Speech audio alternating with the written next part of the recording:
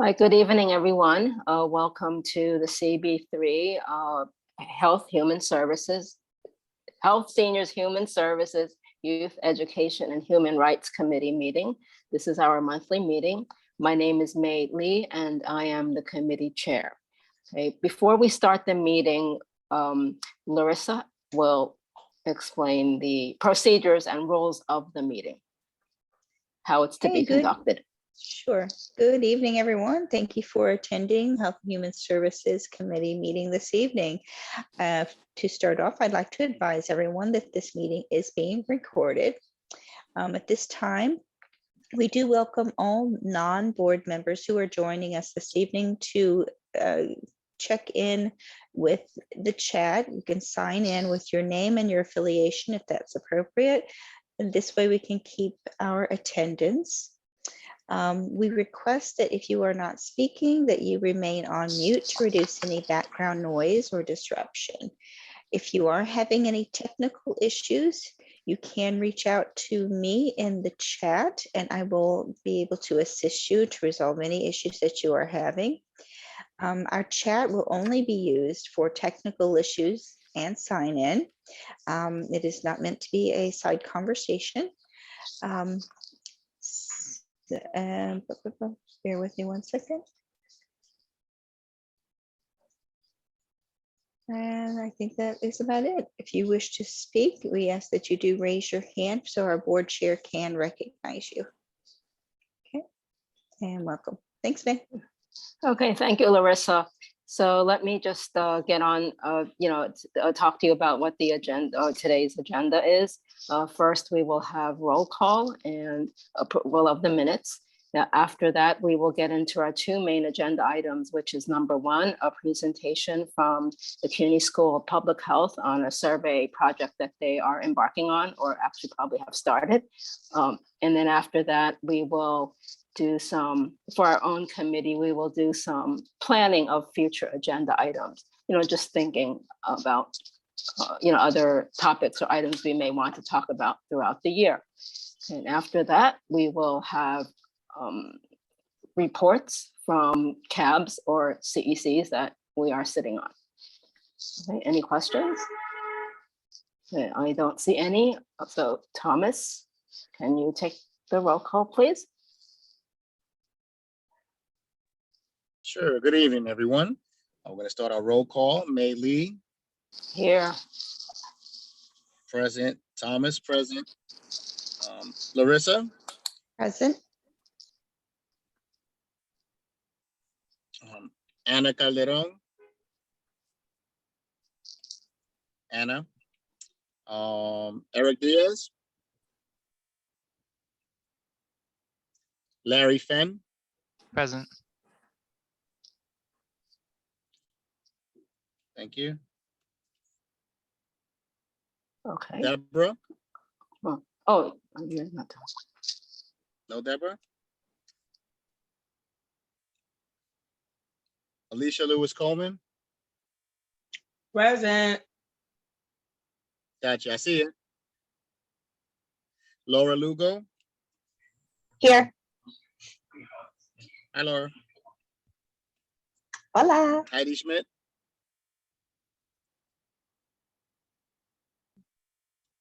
Heidi is on leave of Heidi? absence no, Heidi is on leave of absence until January. All right, because somebody said hola. Annette Scott. Annette. Rodney Washington. Rodney. And lastly, Carmen. Is Carmen with us yet? Yep. Hi, Carmen. Hello. Shirley, All right. Shirley Fennessy, estoy aquí. That concludes the roll call. No, eso, Shirley. Estoy aquí. I have Shirley. Yep. And Deborah. Yep, I got you, Shirley. Okay, And great. I got Deborah. Hey, Hey, Deborah. okay, great. Welcome. Okay, thank you. Okay, so let's have approval of the minutes. I sent it out. Does anyone have any changes or additions to the minutes of last month's meeting? If so, raise your hand and I'll call on you.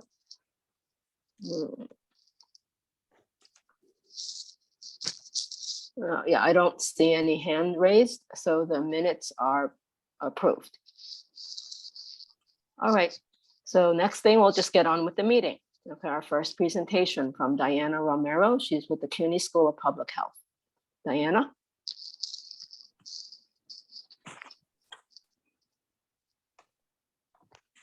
Had to find the unmute button.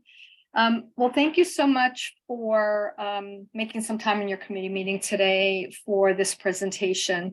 I'm actually, what I had on the screen is a flyer that I can share with you separately, but let me go ahead and actually pull up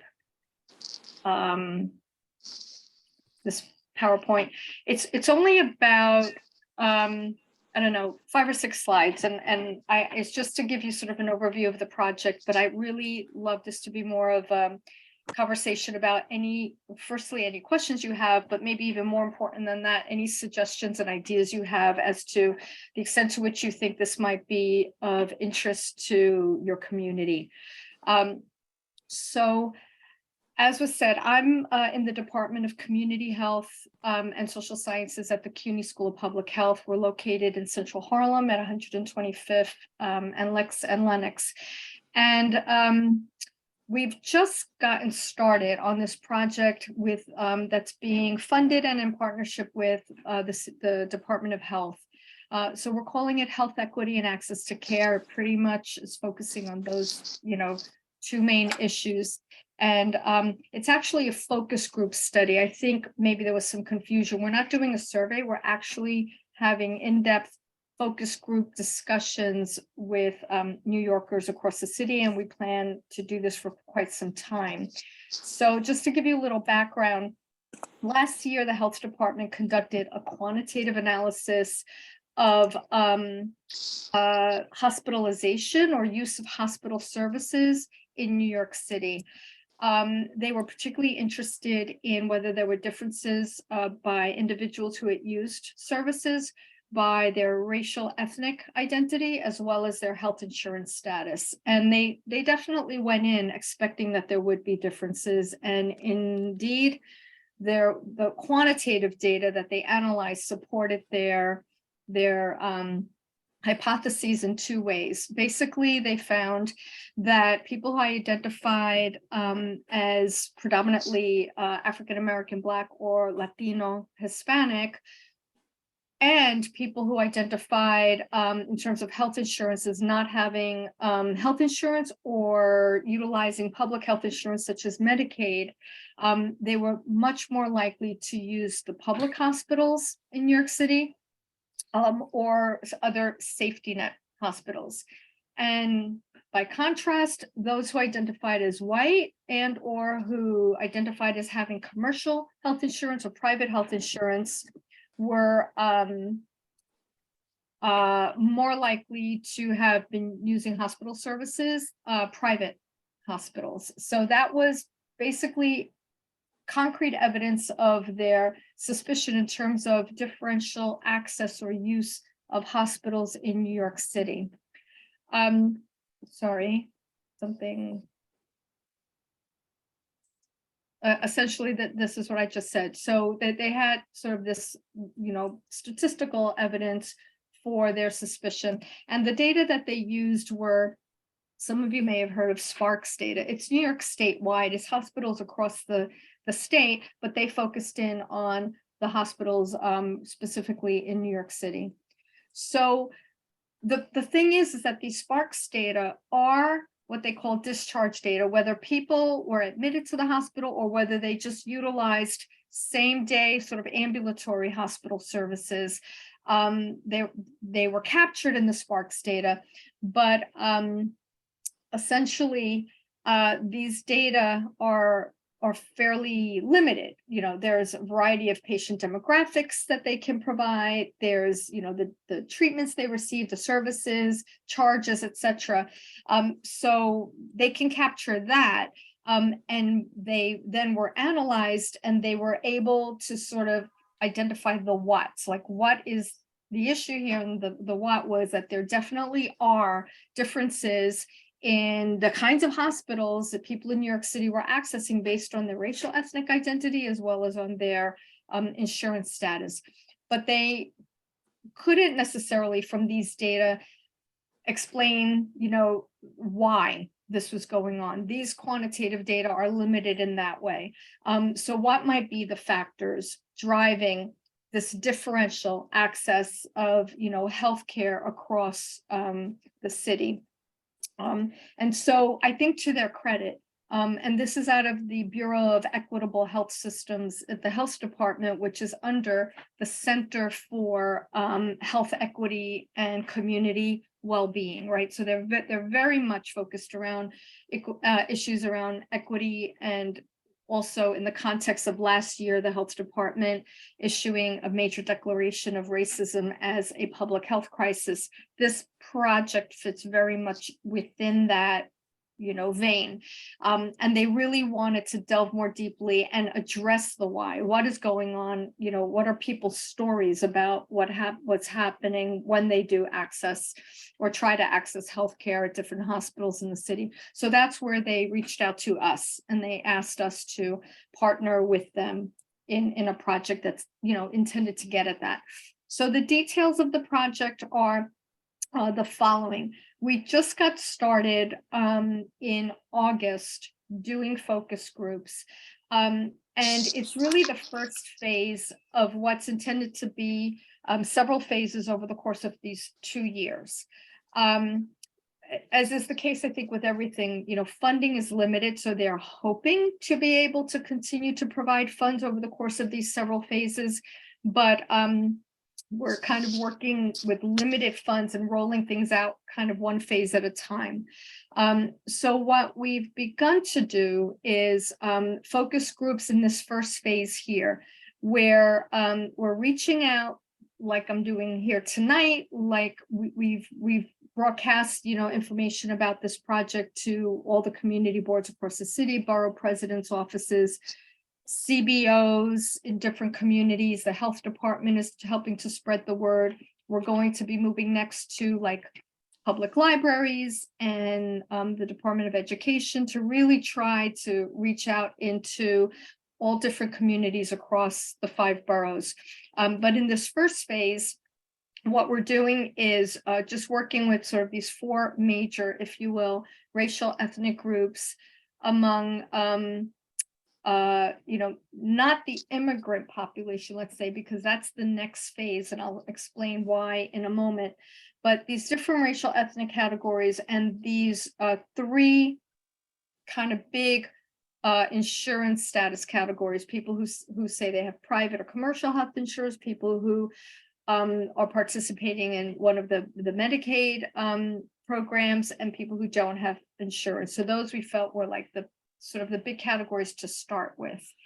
And I'll get to some of the details of the focus group in a moment, but in terms of the next phases, the hope would be that we would then be partnering with specific community-based organizations that serve different immigrant communities and work with them to translate and adapt the focus group topic guide we're working with, work with them to recruit individuals in their communities who are interested in sharing their experiences accessing healthcare, and conduct, co-moderate with partners from the community, focus groups that then can be in languages other than English. In a previous project that I was involved with that focused specifically on immigrant communities accessing care from the different health and hospital, H&H hospitals, it was totally focused around immigrants. We worked with different community-based organizations that serve migrant populations, and we conducted them in 6 different languages. So we have, the experience doing that. That's just going to be the next phase.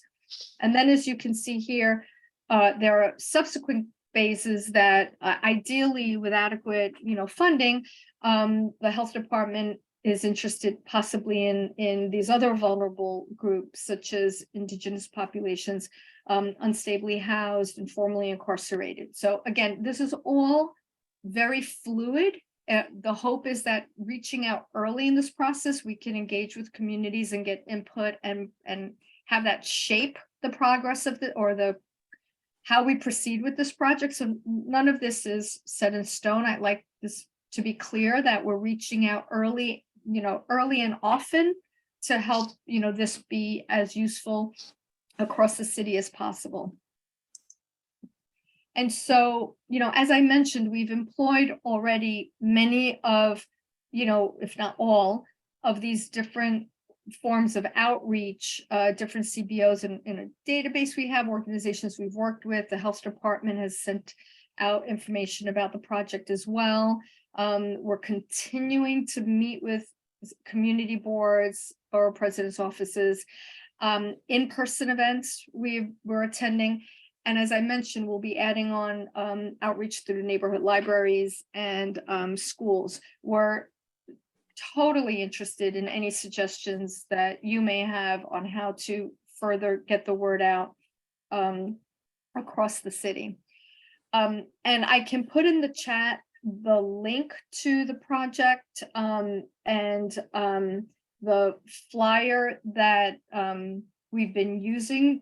I think we already probably included in our initial email to your community board, like the flyer. I know a couple of the borough president's offices have included the flyer and the link to the project in their newsletters that they send out to communities as well.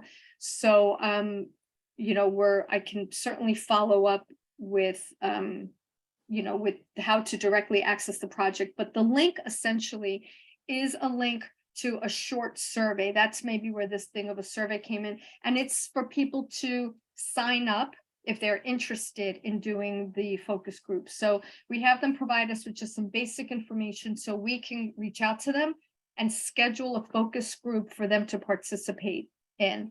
The focus groups are virtual at this point through Zoom, but we make very clear in the flyer, and maybe I'll just switch over to the flyer now so you can see again what that looks like. Here it is.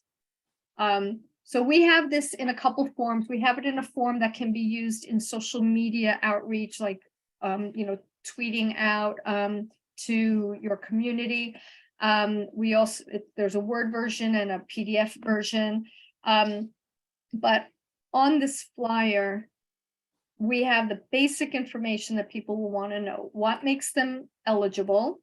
All right, they have to be 18 at the moment. They have to be able to speak English, currently reside in New York, and have tried to access, either they did or tried to, but were not able to access healthcare in the past year, so they can speak about that experience.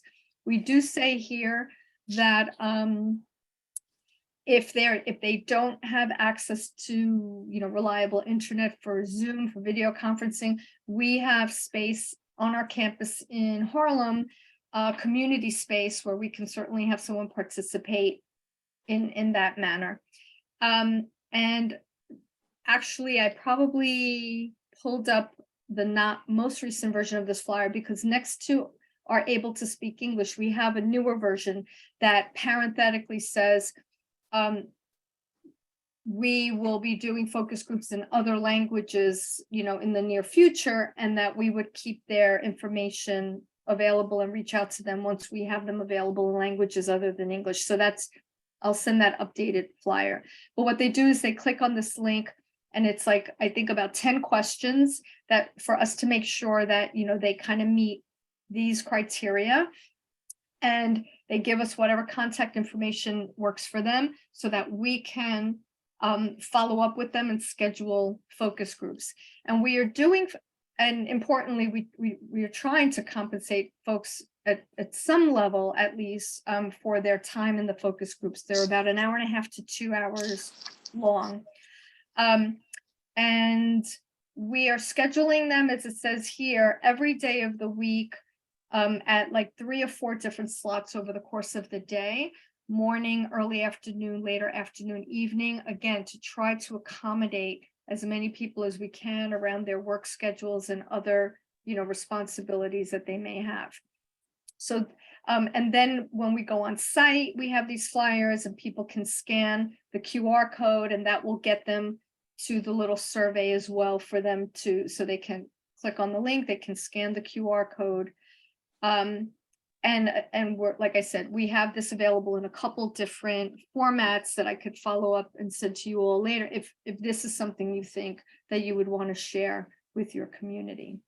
So I can put some of this, I can put information in the chat, the link and my contact information, but I'll stop there and see if folks have any questions.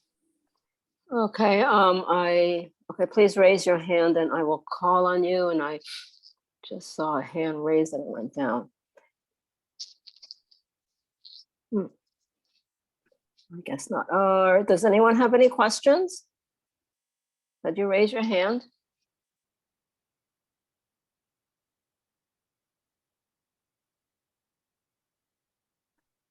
Susan. Sure. Isn't it obvious that some of the reasons that people will access one hospital and not another, if they don't have private insurance, is because the hospital won't accept their insurance? Well, it might be that their insurance is not accepted, but what we're finding, we've done about 10 focus groups thus far. And what we're finding is that even folks with health insurance many times are describing that the factors associated with whether and where they go has to do with other things as well. It has to do with transportation or, convenience in terms of location. It may have to do with the way they're treated, the kinds of, reception that they get or don't get when they go to certain healthcare providers or not. It may have to do with how difficult it is to even get an appointment, to be seen in the first place.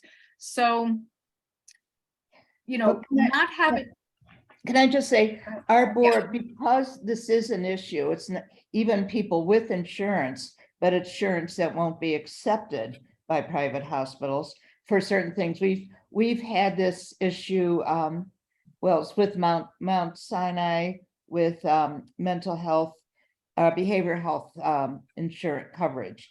We've actually done a resolution about it. There are lawsuits about it. But that's certainly a factor when people are saying, shown the door, that's certainly a factor. And, that, like I said, there are lawsuits about this. It certainly is occurring. Yeah, no, again, we've not done a whole lot of focus groups, but we've definitely heard some of the comments that we've gotten back have been along these lines. I would love to follow up with you, Susan, separately, and if you wouldn't mind sharing with us is this work specifically that the community board has engaged in, or is this something No, separate? we can send you we can send you the resolution. It's very explanatory. That would be wonderful. Thank you. Yeah, it was a specific issue where some insurance company, well, a very large insurance company did not accept, they did not accept they wouldn't cover the health, behavioral health services, and there was a lot of issues.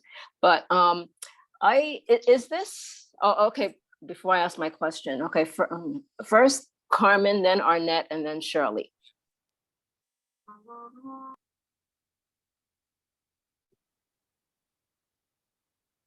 Carmen, you are on mute.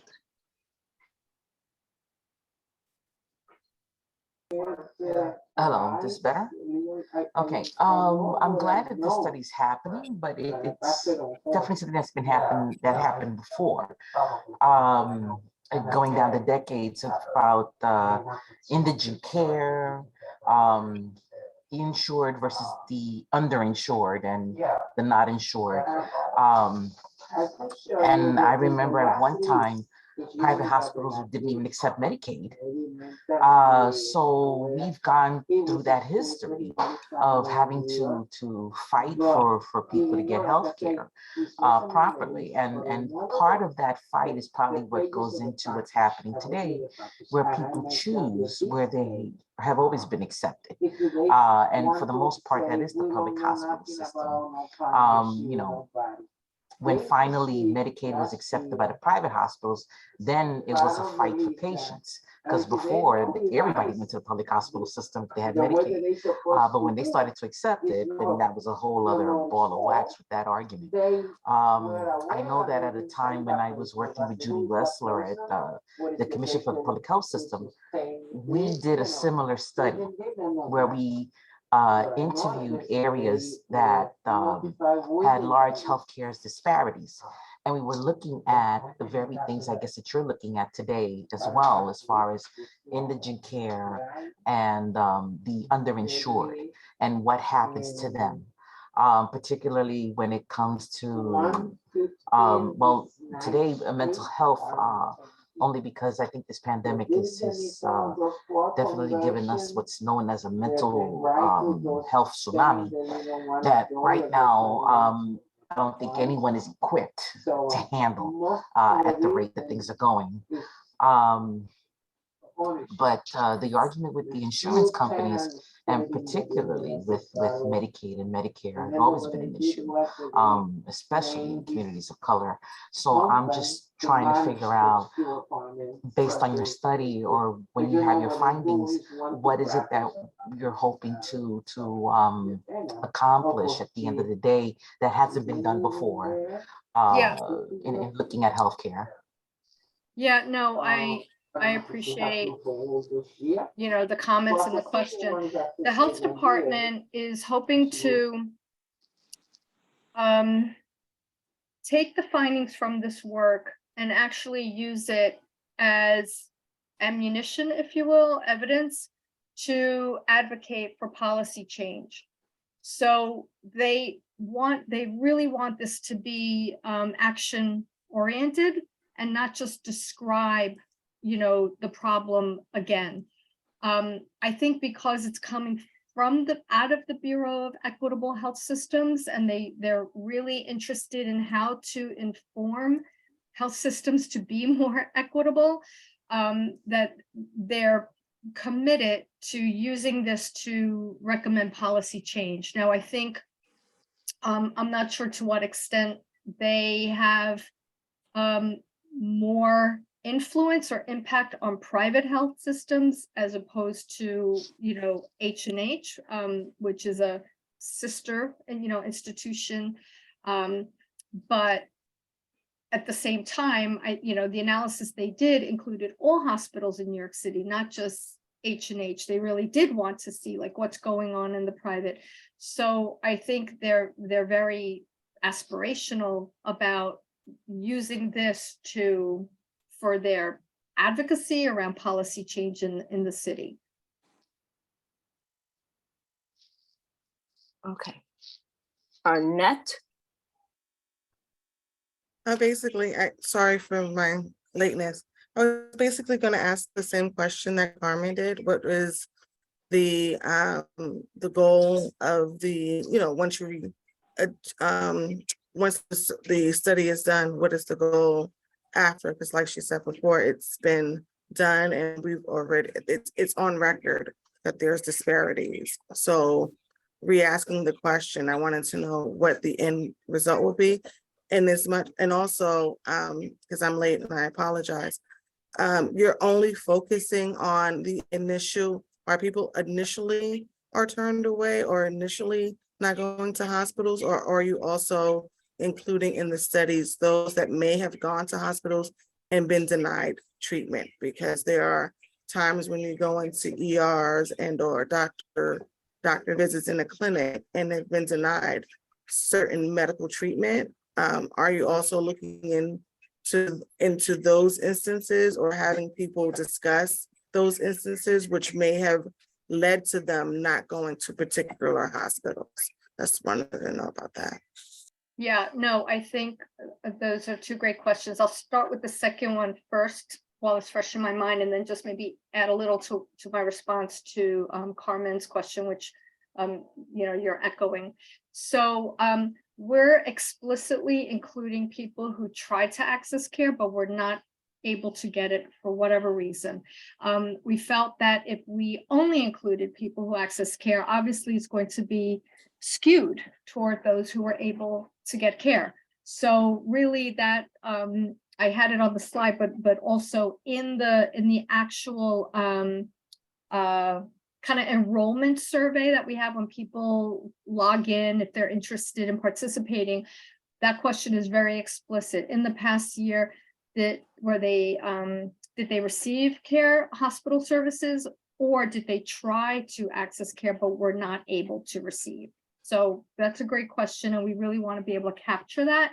And it already has come out from some of the focus groups of folks who just made the decision, like because they had negative experiences in the past, decided not even to go that route and went like to urgent care centers, even though it was going to cost them more, or it might not be, they weren't sure whether it was going to be covered at all, or if their insurance was going to be accepted.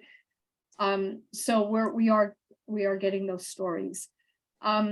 And yeah, I don't want to repeat too much of my response to Carmen, but to give you kind of another sense of our orientation in this. I mean, public health is a very applied field. We're not interested in just sort of documenting what's already known, or just documenting anything and not without a plan of, okay, now what's next? What do we do about it? And so this project I mentioned earlier that I was involved in with H&H, we have the New York Care program now, but the predecessor to that was called the Options program, and we specifically conducted a series of focus groups across the 5 boroughs with both at H&H sites as well as in the community with community-based partners with immigrant communities. And we wanted to understand if they were involved in Options, again, which is now NYC Care, but if they were involved in that program, how did they come to know about it? What did they think about it? And what else, what other aspects of healthcare could they benefit from? So what recommendations did they have?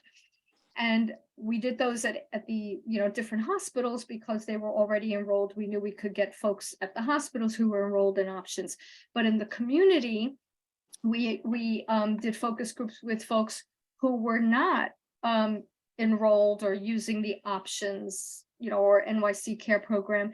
And in that case, we wanted to know, okay, why weren't they in the program? Did they not know about it? Did they know about it, but maybe they didn't want to sign up because they were of their immigrant status and maybe that concerned them.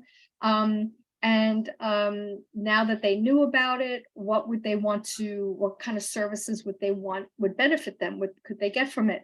And the findings from that work were immediately fed back into, the H&H Options program, and it morphed into NYC Care.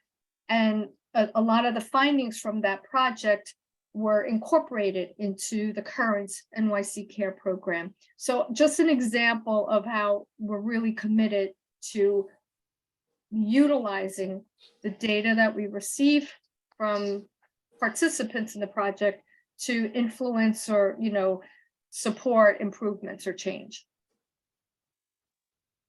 Okay, great. I just want to ask a quick question. I know Shirley's next and then Susan, but is this for those who live in certain community boards or community districts? No, it's New York City wide, and that's a great question because we have explicitly. And is there income level too? Because I sort of played with the. Yeah. And I think I was this called maybe because I pretended my income was much, very, very high, and then I pretended I live in another community district, and it said you aren't eligible. No, The only reason why individuals would not be eligible is if they said they have not tried to access healthcare in the past year. They didn't access or they didn't try, or if they're younger than 18. I think that's it, because, for example, if they don't speak English, we have a response where we say we will follow up with you as soon as we are offering the focus groups in languages other than English. And if they don't, and if they say they don't have reliable device for video participation, we say that we then can accommodate them, separately. So yeah, let me know. So it's those who have not tried to access healthcare at a hospital. Correct. Correct. That would be the only reason, because we want people who've had recent experience, at least in the past year.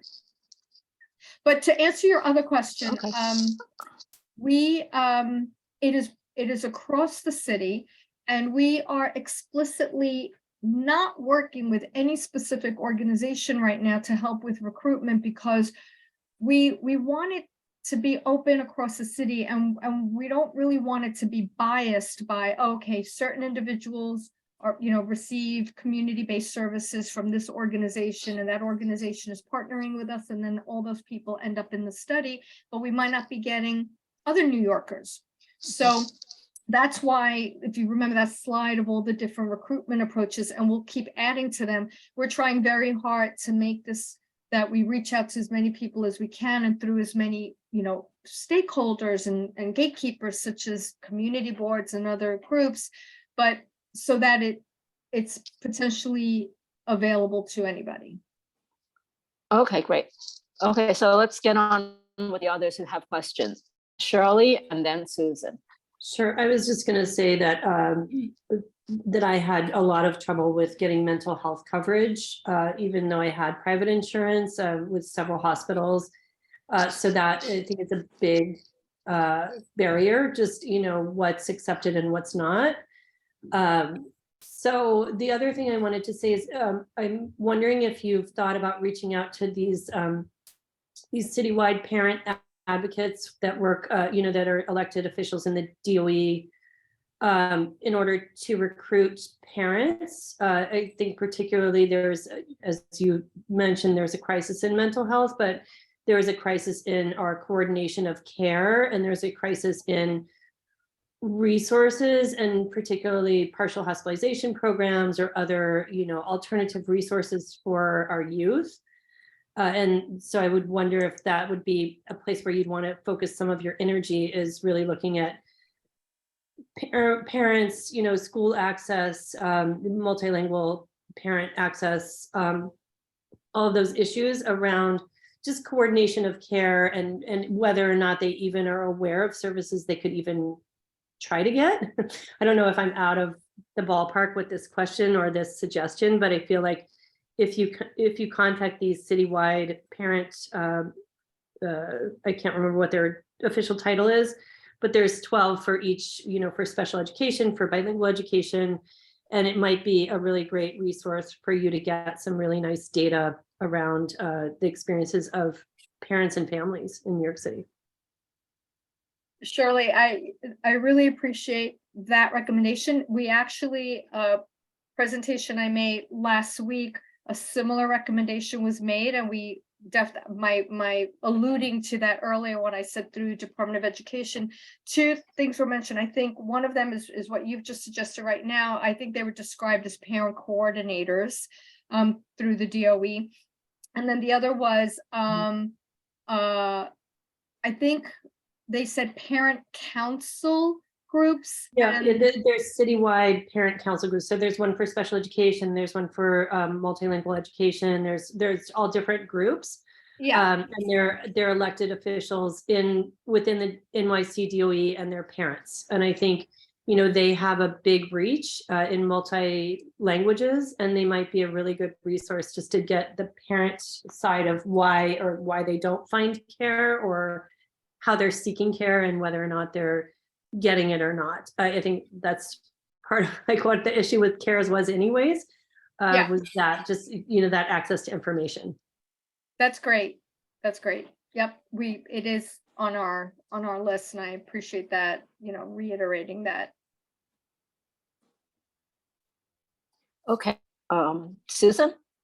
Yeah, also speaking to groups to outreach, I noticed you had formerly incarcerated people as one of the groups.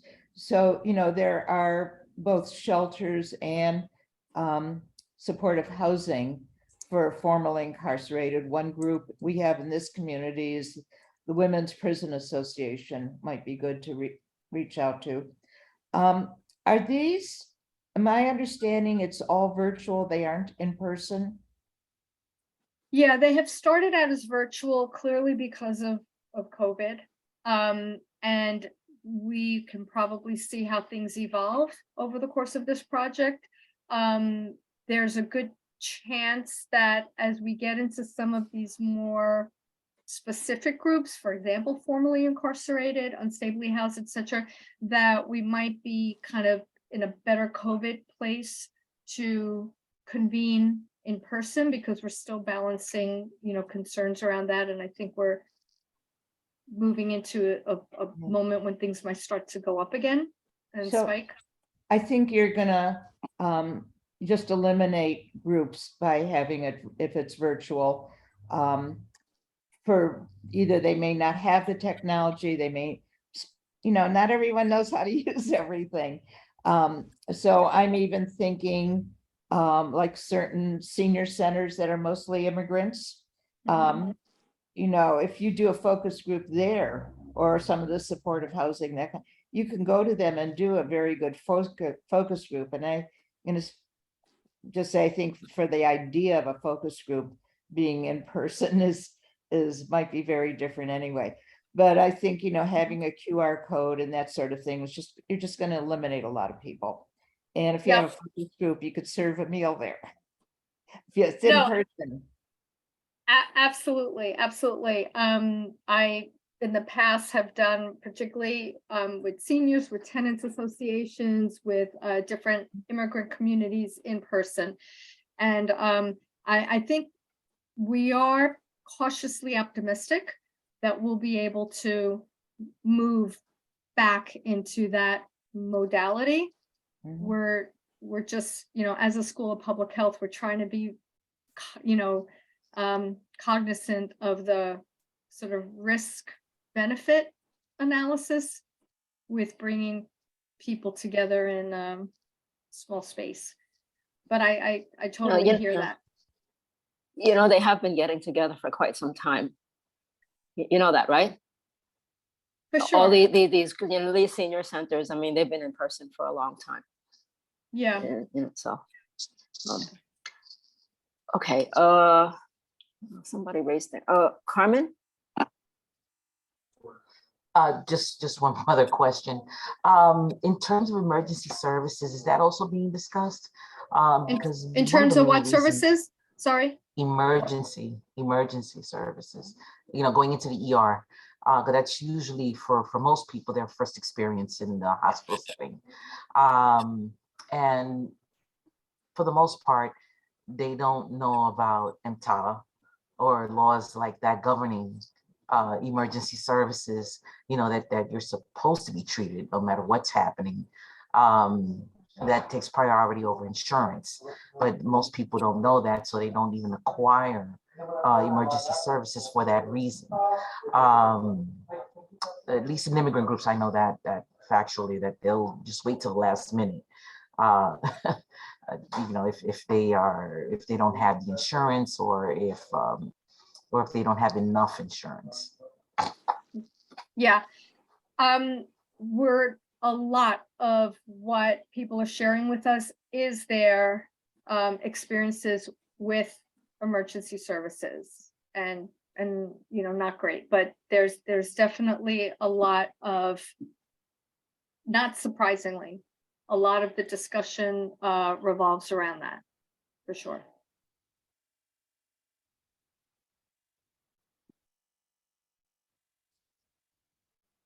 Okay. Any other questions? I don't.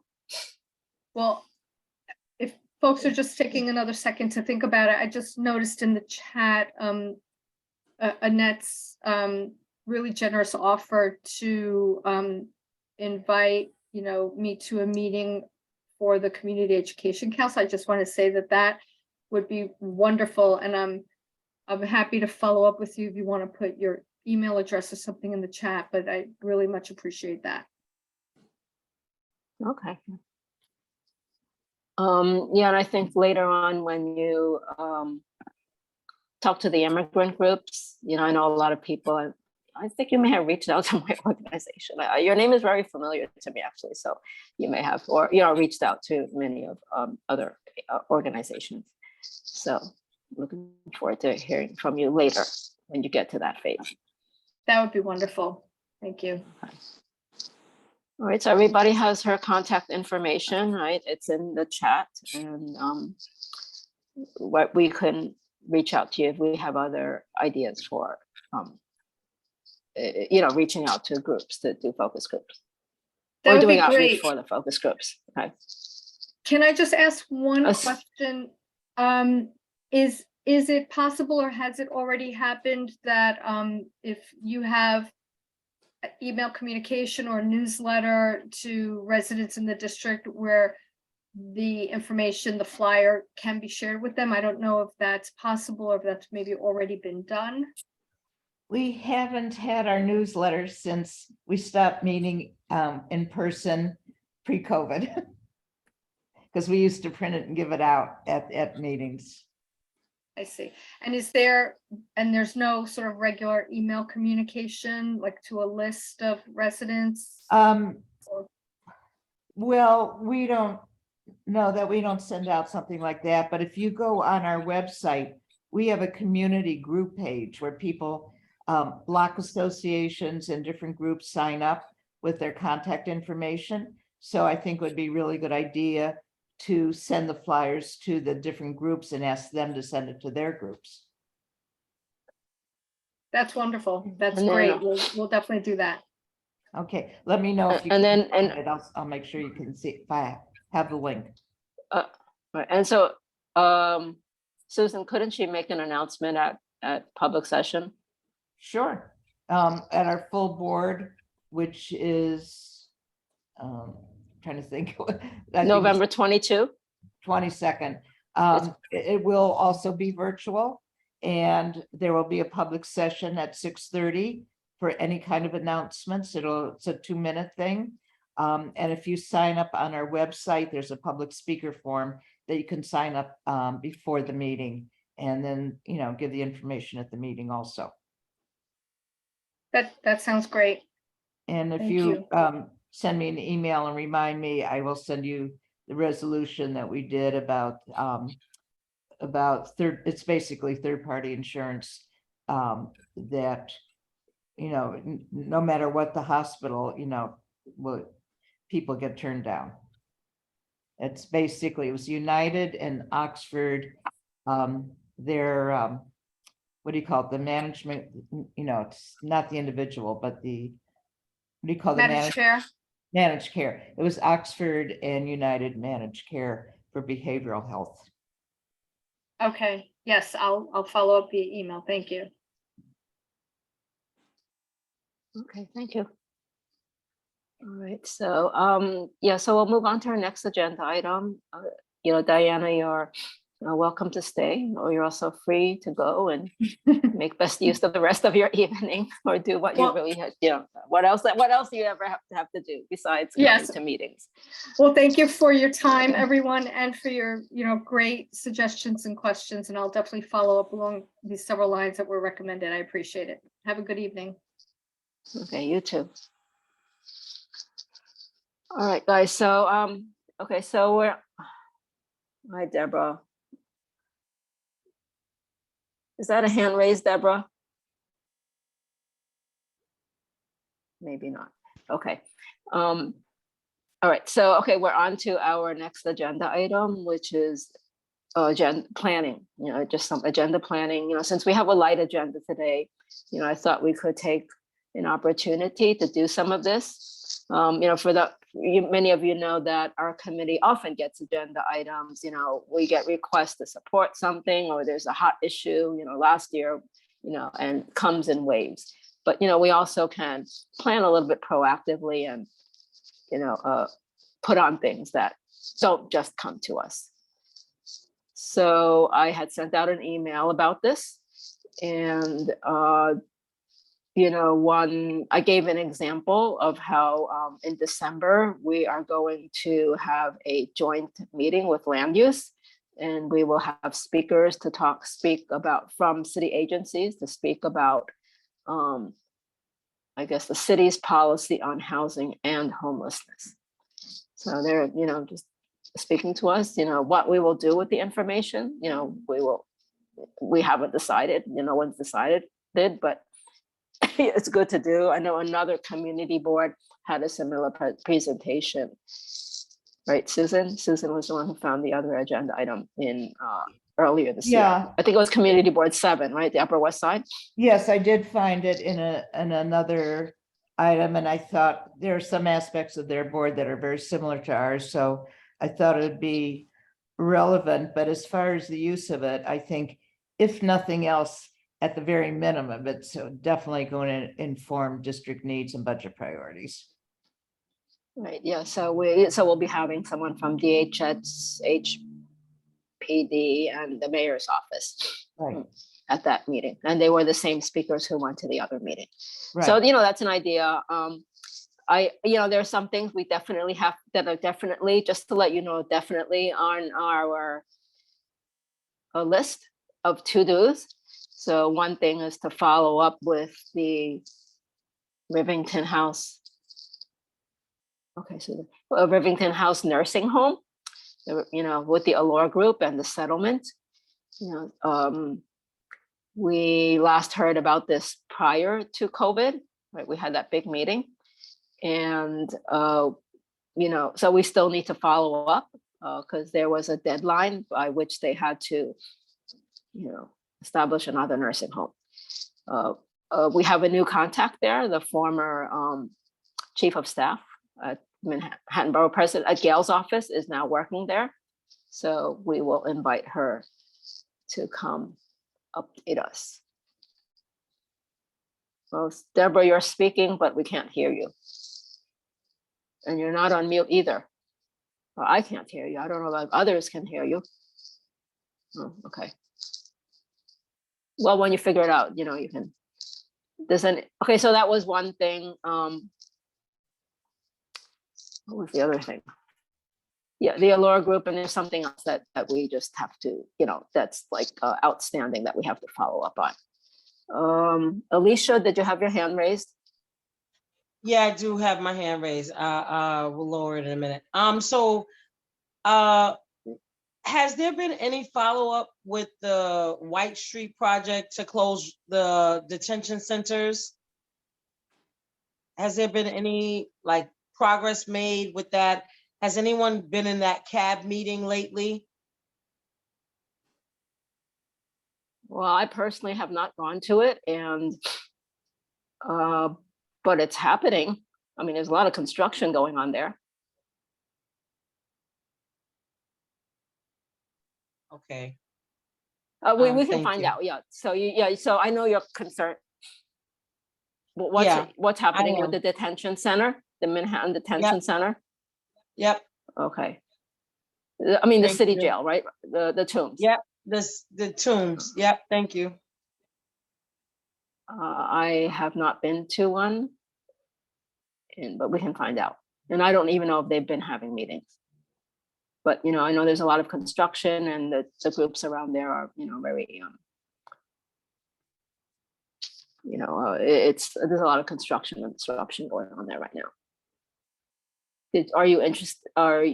Should we find out more, and maybe we can go to a meeting? I'd like to know have more them come? about it, because the closer we get to developing these detention centers and turning them into what they need to be, the faster we can close Rikers Island. Mm-hmm. Okay.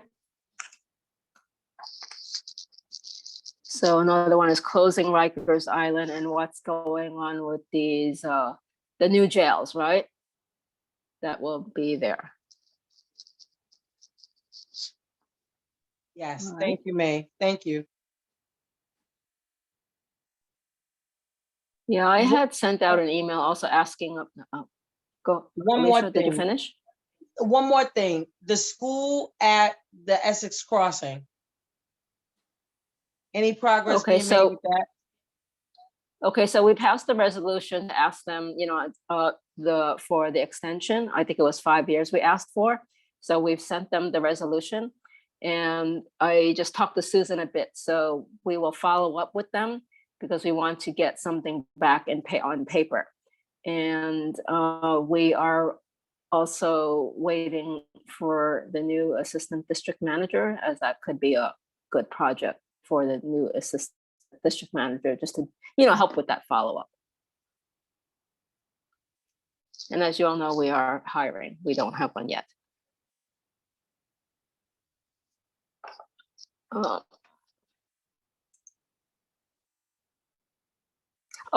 May. other thing, okay, it just occurred to me, the other thing that I kept forgetting about, but we can also invite Mount Sinai Beth Israel to come back and update us on their plans. As you know, their plans have drastically changed. Yes. Oh, Deborah is still, Can you hear me now? yes. Okay. So what do you mean their plans have drastically changed? I mean, they're not downsizing, right? That's what I mean. You know about this. We haven't. Don't you know about this? I don't know what this. They this decided. is. They decided not to. They decided not to downsize. Oh, that yeah. To that part I 70-bed knew. hospital. Yeah. Okay. Okay. That part I knew. No, there's nothing new since then. Yeah. There's nothing new since then. Okay. But we haven't heard from them since then. Since Good hearing idea. that. Have them come and talk to us. Yes. Excellent idea. Yeah. I wholeheartedly co-sign on that. Okay. May. I know I sent out an email about some education stuff, but before we get to that, Larissa, you raised your hand. Yeah, sorry, I have to physically raise my hand. I can't do the little hand raise. So we are going full steam ahead on the community advisory board at Gouverneur with our project for the first floor expansion for potential space for an urgent care. So I would hope that we could put something on the agenda regarding this item. If we need support from the community board or support for asks for financing, or just to let you know what's going on there with the project on the first floor. We're very excited about it because it could potentially be an avenue to bring more people in who are uninsured, who are on Medicaid, to come get them in the door and connect them with continuing care. So I would like to put that out there, bring someone from the hospital to speak on the subject, and if needed, support for our asks for financial support. Okay, so Larissa, when you guys are ready, I mean, you know how this works. When you are ready yeah. with, whatever it is you want to present, just we will put it on the calendar. Will do. Yeah, so generally, everyone, we get requests from, hospital, for, to support things that they're doing. And we always, hear them at a meeting. Whether or not we support it is another thing, but we almost always hear them at a meeting unless they're not appropriate for our meeting, like they belong in another committee.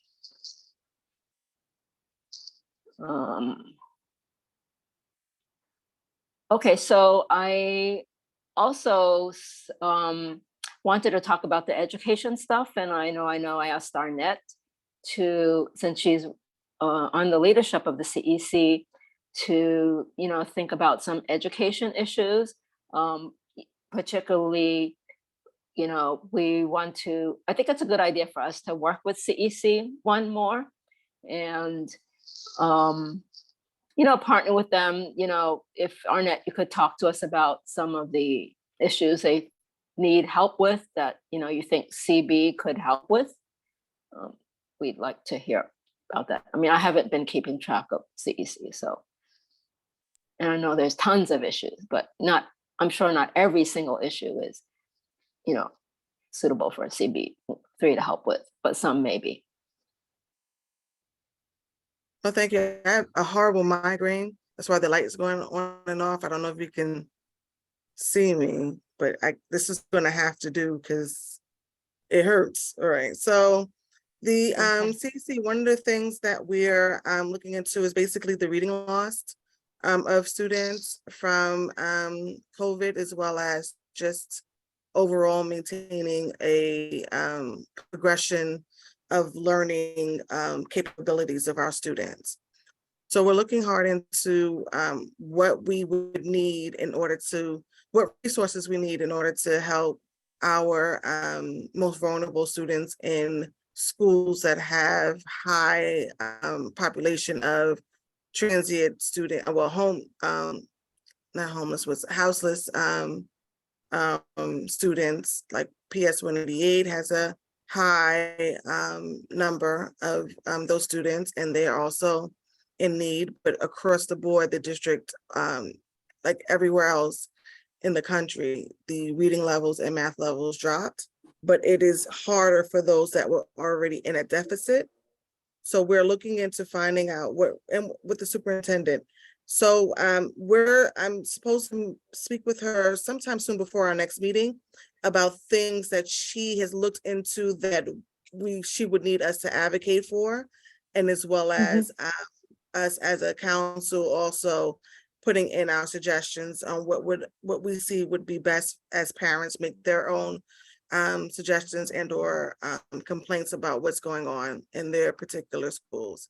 So we're looking into that, and I can report back to the community board on what our assessment is and what we really would need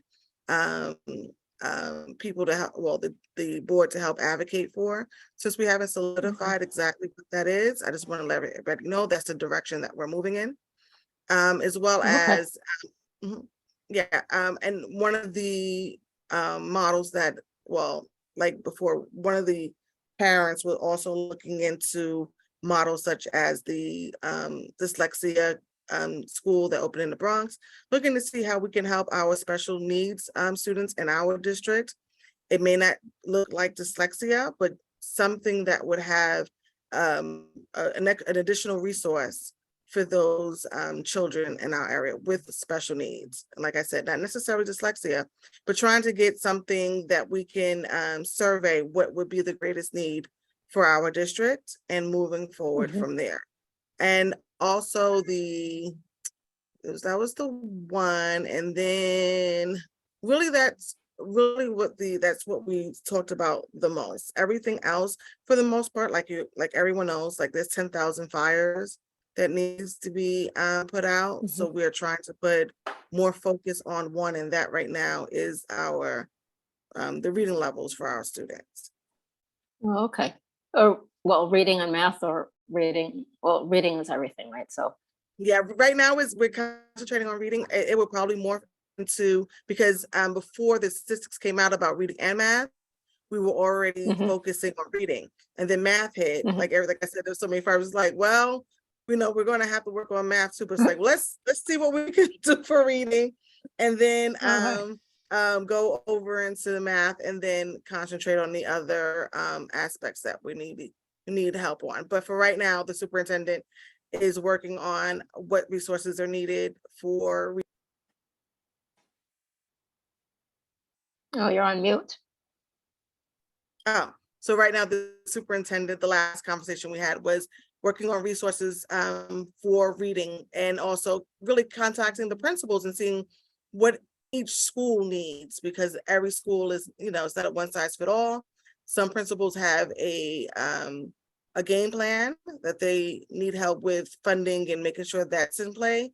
And then there are other principals that really really don't know because it's so many things. Like it's social services, it's help with parenting skills, it's social and emotional learning that is, interrupting their reading skills based on either COVID or prior or either undiagnosed issues that happened because COVID hit, so students weren't able to be assessed. So now they're doubling up on assessments with learning disabilities and social emotional needs, and trying to do a myriad of things, just to get to the one focal point of actually getting children to read better. So as they start to develop what their schools actually need the most, then we can start to put in play what resources we can garner in order to help facilitate all schools to move up, but just not try to do a one size fit all, but actually speak to the individual schools and then try to see what's the need, what the most need is, work on that, and then trickle down. Okay, so maybe what would be good if we can have a speaker to start us off. So maybe it's Carrie or somebody from CEC, or to lay out what's needed and how CB3 is neaded. So just like do you understand? Carrie's open. Yeah. Yeah, Carrie's open to come in whenever we open up an invite. I can speak to her again just to see where she is and what her availability is, but she is extremely open and willing and wanting to speak to the CB3. Okay, maybe like in January. I mean, we have December is still open, except we have that joint thing with land use in December. But maybe January. Okay, I'll talk to you, okay? Okay. Alicia and then Deborah. Hey, I'm so sorry. So one of the things that I have been bearing witness to in the classroom is there has been a dire need for counseling for the students that, like, I know this is probably something along those same lines that the sister just shared just now, but I think that, and I don't know how Thomas feels about this and how Shirley feels about this as well, but there has been a dire need for counseling, and there has not been enough agency in our district, in our school board district, District 1, District 2, that we cover, that are CBOs that offer counseling, like family counseling and things like that. There is a long wait list going on right now, and there are families that are in dire need. There are children that are in serious crisis right now. So I'd like to see us maybe, I don't know if we can develop this or not, or maybe have agencies come in and see, who can give referrals to families that are in need, or places that we can refer families to that are in need. Because I don't even know if the community board is able to do this. I think that's probably like a Susan question, on whether or not we are able to provide this, or make like a little list of agencies that may not have a long wait list for families to go to get some support. Because I'm seeing this unbelievable amount of children that are in crises right now. Thank you. I'm Isn't sorry. that something that the school or the school district is No, supposed to be doing? let me just tell you this. There are counselors in the schools, but there are some families that are saying that they need outside support. They don't want the school support because mothers are not going to stop their work day to come inside of a school to get support. They're not doing that. And there are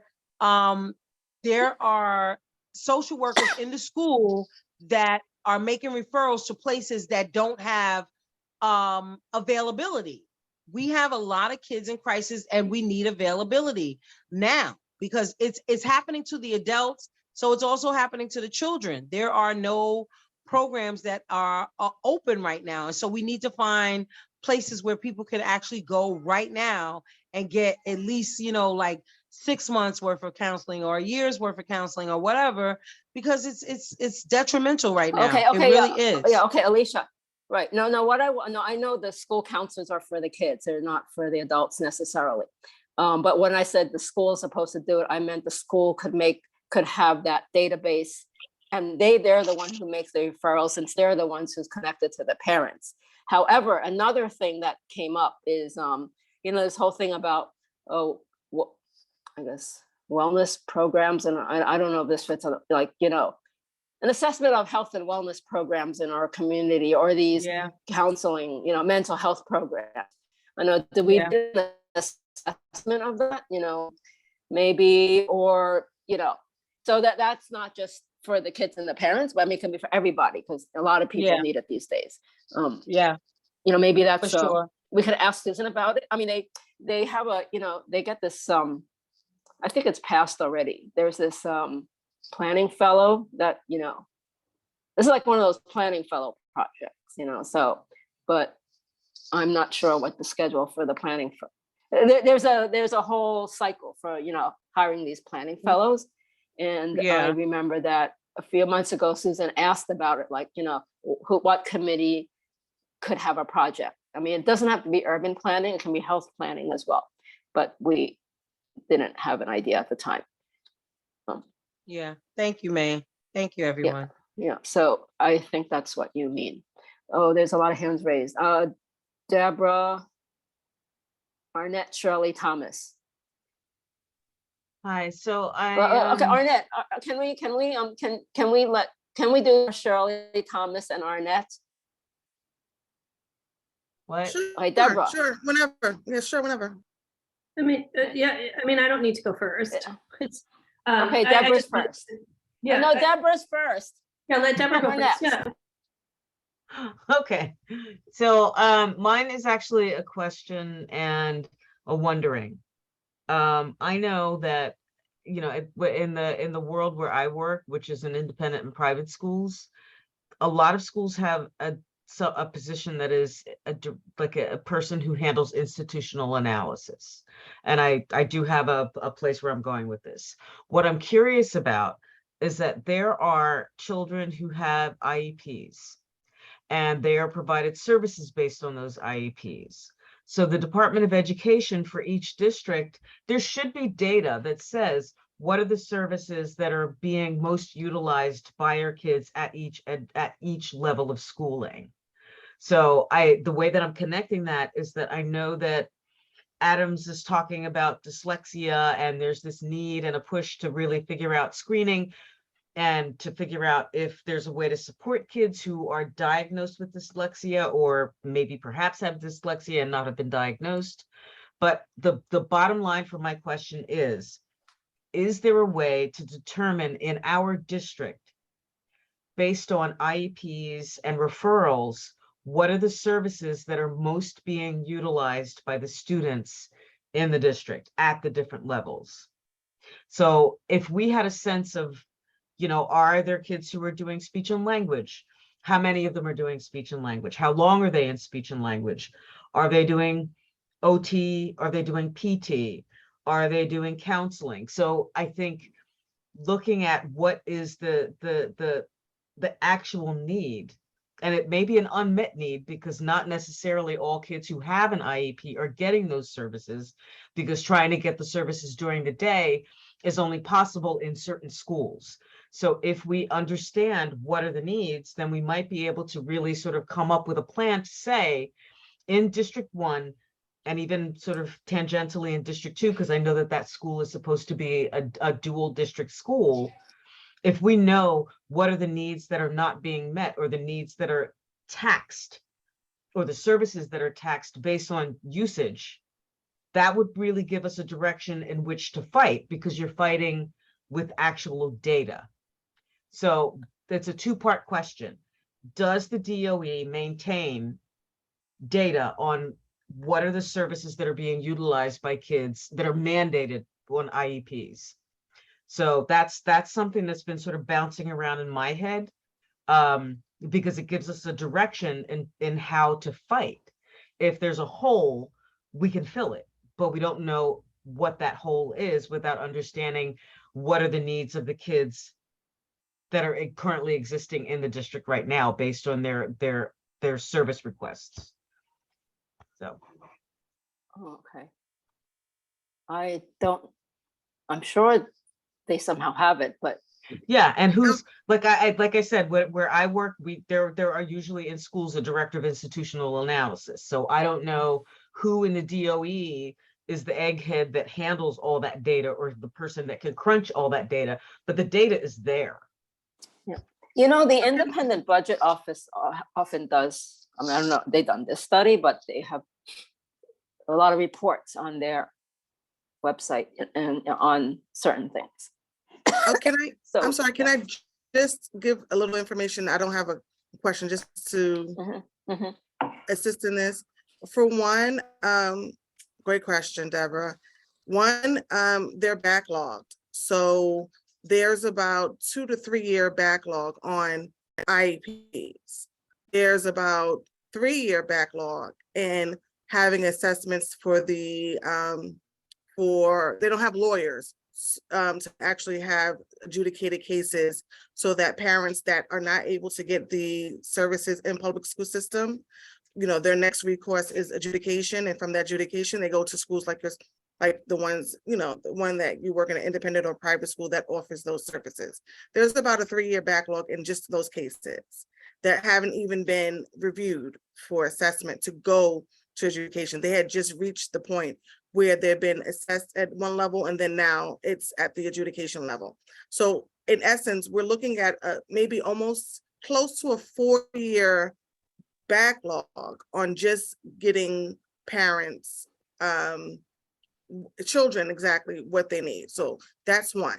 Christine, I forgot her title, who works in just the district office with the superintendent. I forgot her exact title. I'm really bad with that. She's in charge of data. Getting data from the DOE is like, they collect data, but they don't necessarily categorize it so that it's easy to obtain. So she'll get a bunch of different data, but then she'll have to sit down and differentiate which one's from the district, which one is this, which one is that, and that also takes time. What Banks did was basically he's restructuring the DOE. We used to have, we still do, an office called FACE, which FACE then was the liaison between the superintendent, the chancellor, and all that good stuff. So what they've done now is try to put more, decentralize it in a way so that the district office has more manpower to do exactly what you're saying, to differentiate and assess the information that is provided. And they're supposed to be able to do that, but they're in the middle of just getting the, going through the restructuring, getting the manpower. So we're still going to be a little behind the 8 ball while they're doing their restructuring and while they're trying to figure out who's going to do what and when. So it's supposed to be moving towards more of a district level so that we can have a district contact and doesn't necessarily have to go to Tweed to get our information. So that's the other thing. And going back, I think the question is really who has it, because, you know, now we understand that there's a backlog.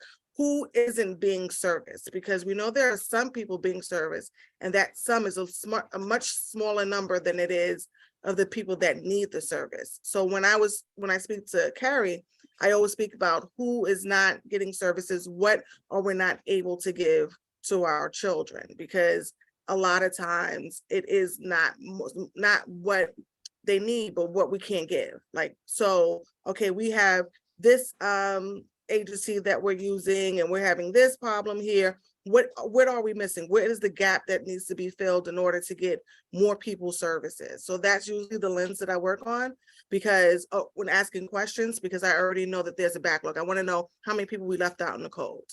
And also back to Alicia, Miss Lewis, I'm sorry.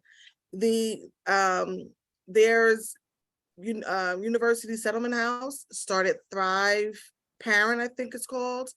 They have a couple of more resources. They just finished hiring some more folks. I'm not quite sure of their wait list, but they may be a resource for those that are looking for mental health services for parents and families. And as well as Education Alliance has a family resource center.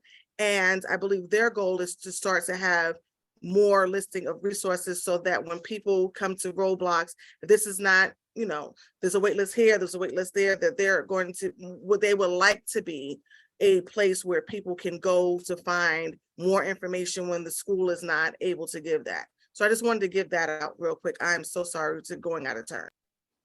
Okay, no, I think it was very useful.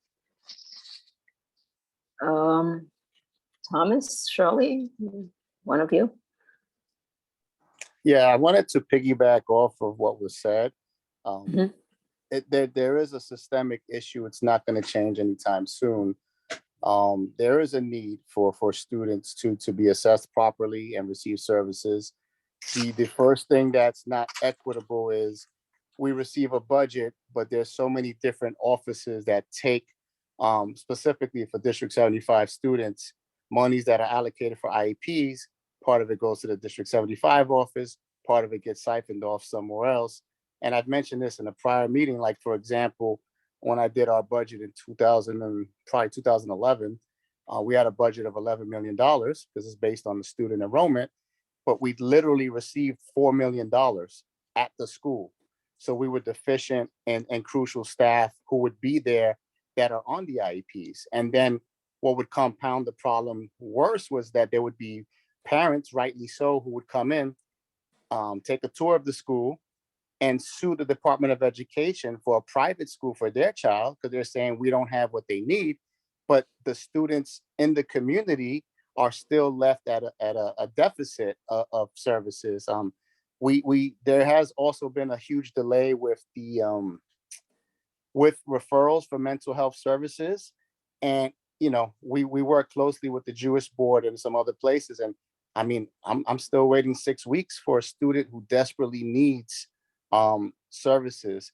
So you know, like if the mayor is going to be revamping certain things, they have to revamp how the budgets are distributed at the schools, and the process maybe needs to be rethought. So for example, our budget, our student enrollment through October is what next year's budget is based on.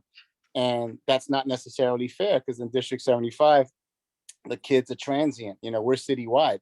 We enroll kids practically every day. And there has to be a better mechanism to ensure the kind of funding and services that the kids need. So I don't have a solution for it. I think that there needs to be a bigger discourse, specifically in terms of reporting. The UFT has very detailed reports. We have a special education complaint that can be done by any pedagogue. Doesn't have to just be student people in District 75. And those items that are reported to the UFT directly go to the principals firstly, and then they go to the superintendents in consultation. So for example, if I have 50 kids in my building who are English language learners and they're not receiving any services, then those items would be dealt with specifically. So I don't know if it would serve the need of the board to, if we had some sort of an informational session or giving out information that the staff already has, but you know, in the daily obligations that they have is not, they're not necessarily thinking I need to do a special education form, but that form has been a powerful tool that we've used in order to get some students things. And then lastly, I'm just gonna go in another direction. There's been, I didn't see this before, but as a result of COVID, a lot of students in District 75 have been corresponding more online. They've been having house parties. They got involved in a lot of things that they didn't typically, you know, they weren't as immersed before. All this to say, I'm working closely with a department in the NYPD that deals with human trafficking. And we are actually finding students who, you know, the definition of trafficking is very specific, but there are students who are being held against their will in relationships, sometimes exchanging favors, sometimes not, and it's difficult for them to get out. I've had students who've testified recently against perpetrators who've imposed themselves on them, and it's not necessarily an act of a sexual nature. It's like they have parameters. So if you think it would be helpful, I know that our students are the most vulnerable in the city, and they have these pretty intricate ways of trapping kids up. Some of it is gang affiliated. Some of them have apps, and they have like Johns come to their houses and correspond with kids that we see every day, and you wouldn't even know, because some of these kids are coming to school and they're still somehow haphazardly they're involved in trafficking. So if you feel that that's something that we would like to pursue or get information out to people, there's some amazing resources in the NYPD, and they also have counseling services that accompany those. But I think that's a very pressing need right now, in addition to the lack of services. I know I said a lot, but I just wanted to put that out there. Yeah, I think sometimes like in terms of getting the information out to parents, sometimes there is like somebody else who can do it better than us. However, you're also talking about a lot of problems and needs that we can, try to figure out more what it is we should be doing to solve that. I mean, it sounds like it's not just a need, it's a huge problem. I mean, there are a number of D75 schools in CB3, right? You're specifically talking about D75 schools. There's a lot of D75 schools, but there's also students in the community schools like Mary Bertram and other schools that have students with IEPs, and they're also getting involved in some of this stuff that's just pretty taboo, and it's new. Like some parents will never think, oh, I think my kid is just hanging out at so-and-so's house tonight, and they're not. They're actually hanging out with people. Some of them are even older than 18 and getting into stuff that they can't process. Mm-hmm. So in terms of providing a resource for them, I feel like we're not the resource, but this is a problem in the schools in our area, or like the community schools or the D75 schools, and we need to see if the community board can do something, or is it more just connecting them with NYPD? I don't know, so I don't know what the solution is, but we can talk about it more. Okay. Does that sound right, what I'm saying? Or you're presenting us with an issue, right? That's what you're doing right now, right, Thomas? Yeah. What I'm saying is there's an entire task force that's citywide that deals specifically with that, and they just help the person assess. Like there's a battery of questions that they ask, and they kind of help the students see if they are in the trafficking situation, and they give them a couple of ways out, including obviously home visits. But some of it is like, especially if they're in foster care or in public housing, they're able to expedite getting out of a dangerous neighborhood. And it's pretty amazing. I've never heard of this division before, because I just thought trafficking was something a little bit more, a missing person type of a thing, and it's not. There's actually people who come to work or who function at school every day and are in relationships that are considered trafficking by law. So I just put it out there because I know it's actually happening. And this guy, the people we've been working with, they're pretty well versed, and they do presentations. So I don't know if it'd be worth our while to even have a conversation with them to see if it would be beneficial to what we're doing. Well, go ahead. So I was just saying, all the stakeholders need to hear, like parents, electeds. I think it's something that, we kind of hear about it, but it's very close to home, and it's really scary. Like it's happening. It's happening. Two of my girls in NYCHA already have been under these circumstances recently, and it's I think it's a bit rampant, especially for a school of my size that's so small, to have known so many people who've been involved in things. It's pretty scary. And these are the ones we know about. There's probably plenty more who are not even talking.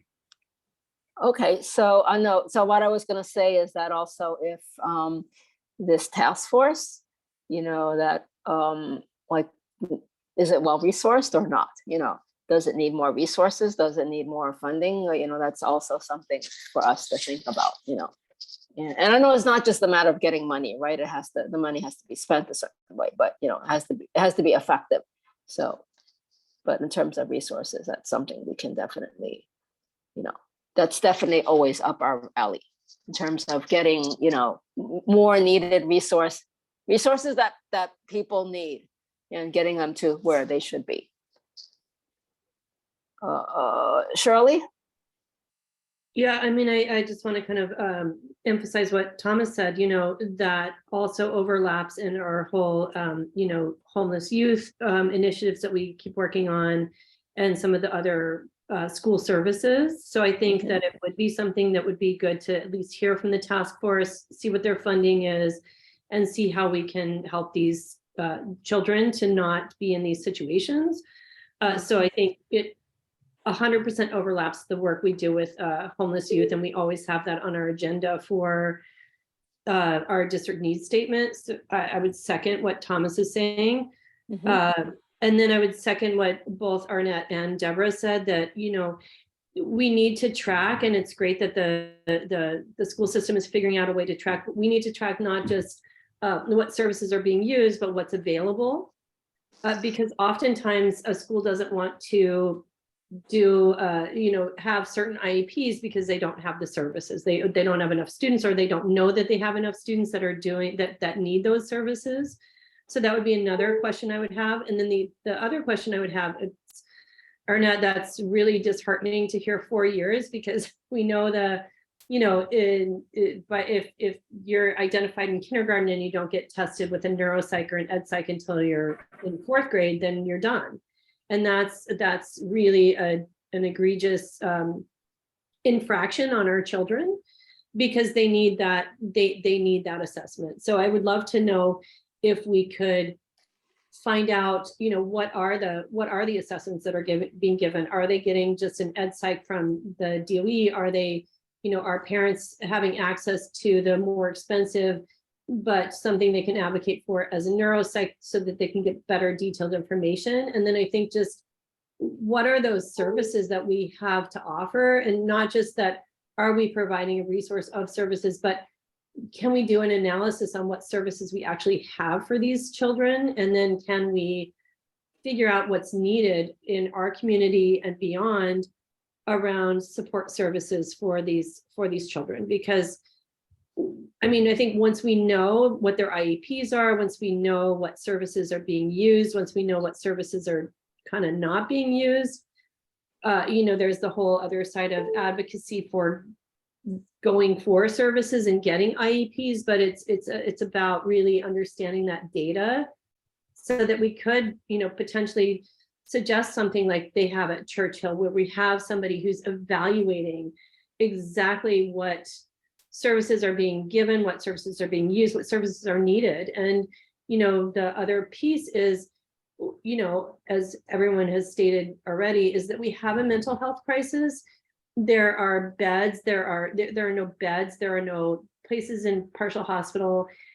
People have to wait 4 or 5 months with a child who really needs services, and we're not providing those services. So we know Mount Sinai, Beth Israel had promised that there was going to be a PHP program when they eventually build the hospital on 14th Street, but we kind of need to, we need to solve this crisis now, so that we can figure out, okay, we need to allot funding for the support of our youth in the neighborhood, and and not have to rely on parents needing to sue the DOE in order to get reliable services. And there's many services that are not even provided in New York City.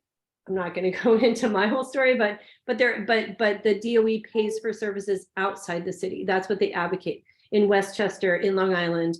And we don't have the kind of services that our children need, even as simple as, a 12 to 1-to-1 classroom for mental illness with two counseling sessions a week. Even that is not something that we generally have to offer for a student that would be outsourced by the DOE and paid for to get out of, to go to an appropriate school. So I think since we're talking about education, we need to really think about how are we supporting our families, and we need to find out how we can support them and what we can recommend to City Council for what we need.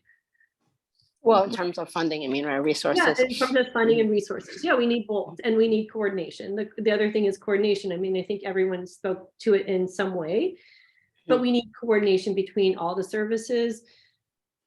And we need to figure this out because we've got all these crises that we all brought up. So, Well, yeah, Fitting on- well, yeah, but we're not going to figure it out by ourselves. I know we're So- not going to figure it out by ourselves, but we can inform ourselves and we can make recommendations because that's our job, right? Is to be informed and to make recommendations. Yeah, okay. But that's a lot, yeah. Well, let me go look at this. Hold on, I'm trying. Okay, so okay, I wanted to move on to another area, which is senior citizens. Seniors. You know, that's another part of our committee.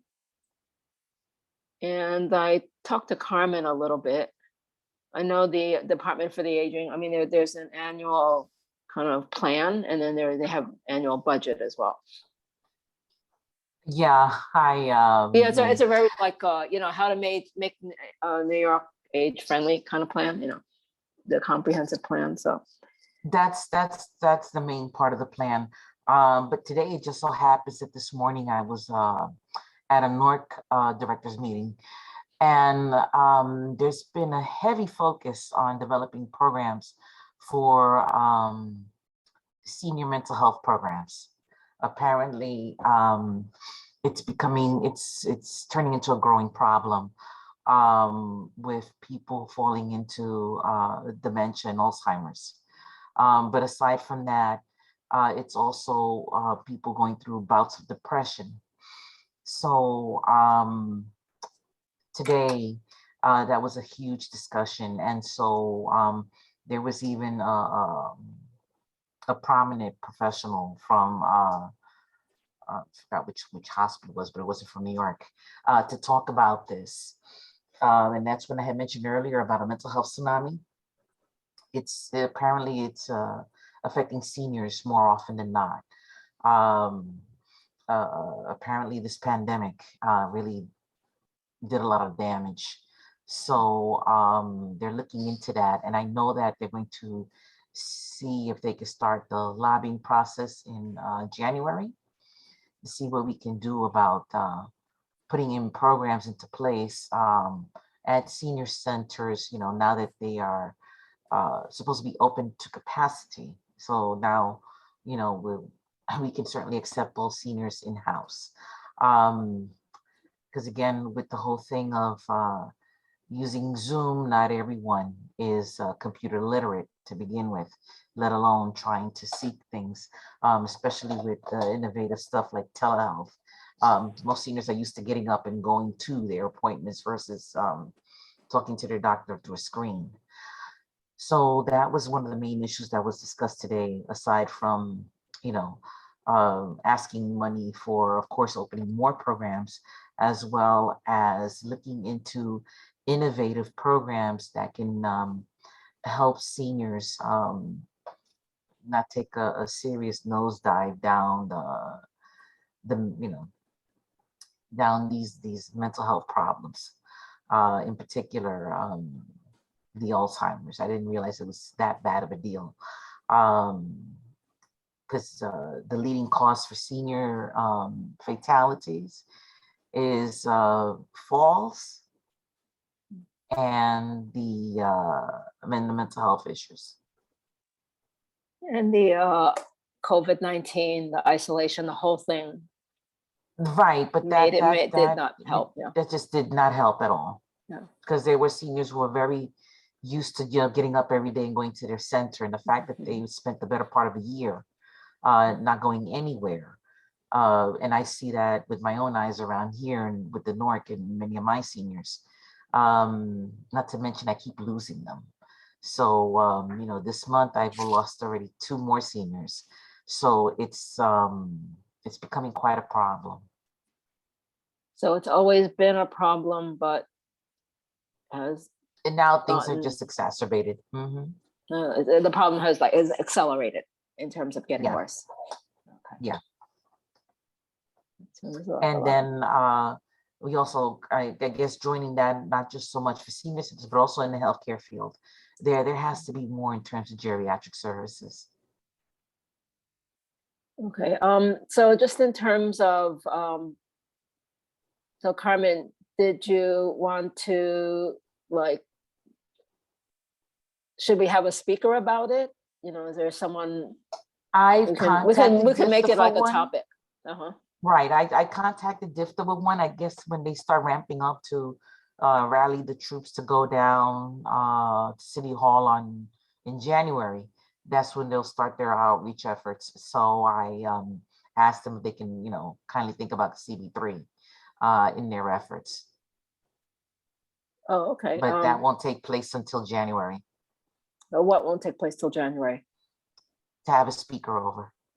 Oh, okay, okay. So you think someone from DIFTA would be good? Oh, yeah. Okay. All right. Okay, good. Deborah and then Arnett. On a bit of a data nerd push right now. I guess my question is, given that there was a leveling of the number of nursing home beds in the community after we lost a bunch of beds, how are we understanding where people are being sent? Like, I know that there's the COVID piece where people were isolated. There, you know, folks may be coming out of that isolation and they're coming out in ways that they didn't grow.